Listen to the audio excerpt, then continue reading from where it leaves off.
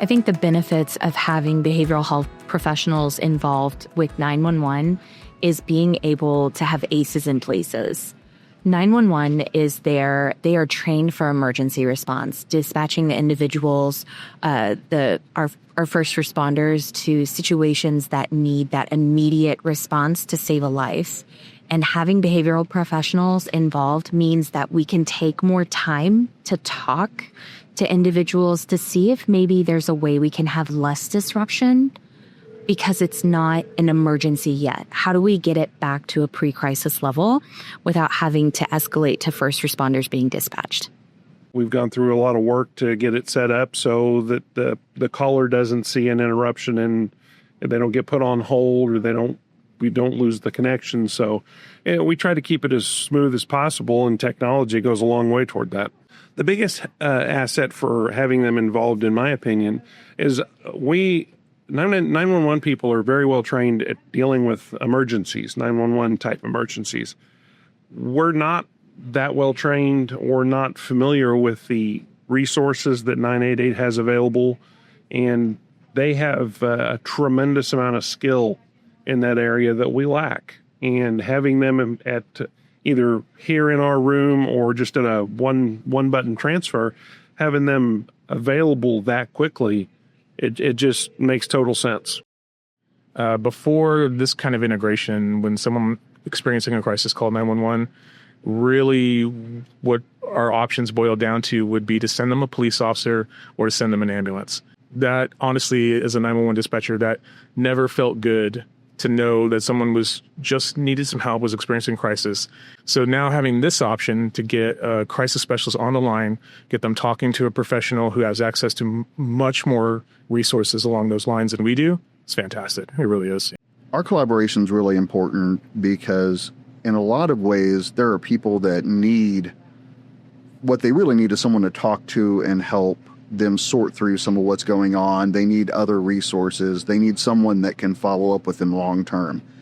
Just by the nature of what we do here at 911, that's not really something we can do. We don't have access to follow up with them days later and make sure that they're able to make it to an appointment or make sure that they're able to make contact with a caseworker or that they have access to a resource.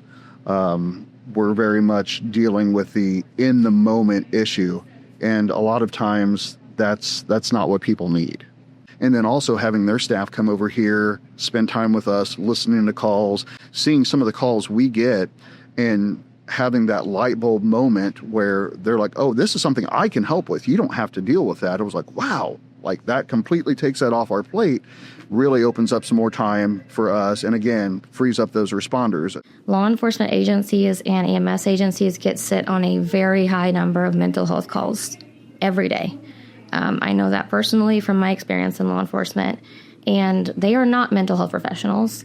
They aren't trained the same way, and they shouldn't have to go on those calls. So by us diverting these calls to 988, we're taking some of that off of their plate, off of the dispatcher's plate, so they are available for those emergency calls. Another key aspect is our behavioral health crisis centers.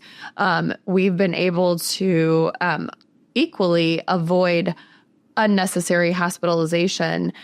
Just in the past 12 months alone, we have a cost avoidance of over $76 million. And so that is people that would have gone to the emergency room and possibly even been admitted on going to an inpatient.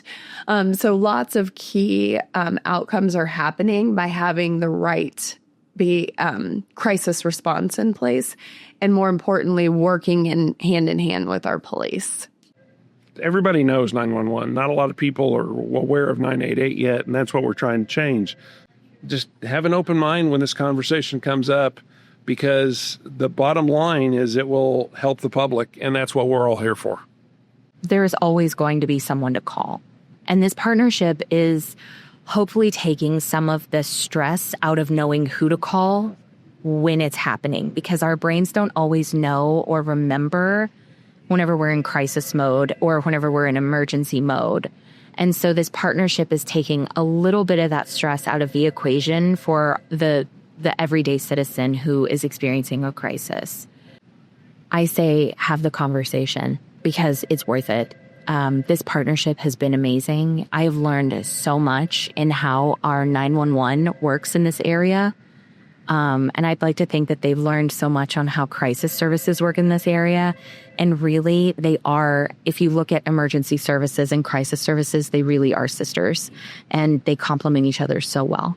This is an investment that is worth it. I know it takes time and resources to integrate like this, but I would say to any other center, if you have the capability to do it, it's absolutely worth doing it. It benefits us, the 911 center, for sure. It benefits the responders, and it absolutely, and most importantly, benefits the citizens who need this kind of help.